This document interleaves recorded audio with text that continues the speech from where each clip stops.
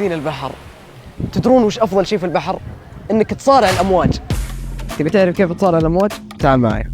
شعوري وأنا أركب الأمواج حلو، في له شعور تحدي ومنافسة، وأنا أحب أتعلم أشياء جديدة، فدائما في شيء في ركوب الأمواج ويعني في الستاند اب بادل بورد مثلا كيف أسوي اللفات وكذا لسه بحاول أمارسها وأتمكن منها بطريقة أحسن. ركوب الأمواج شيء إحساس جميل، أنت في البحر وعلى سطح الماء، والتنافس فيها إن شاء الله شريف ومتعة.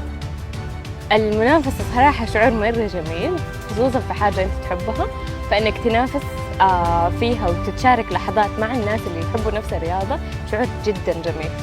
تعني لي الرياضة هذه الشيء الكثير، الصبر، التحدي.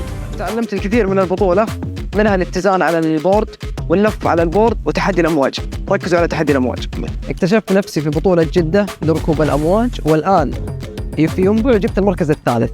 حكون يعني ما أعرف يعني I will satisfy myself إذا أنا أخذت المركز الأول ثالث. اللعبة دي أبدا مي مضمونة، مهما كنت يعني مستواك عالي، يعني ممكن غلطة بسيطة تخليك تخسر السباق. المركز الأول حسن عجاج. الحمد لله جبت الأول، الآن على طول أنسى الموضوع هذا، السباق اللي بعده.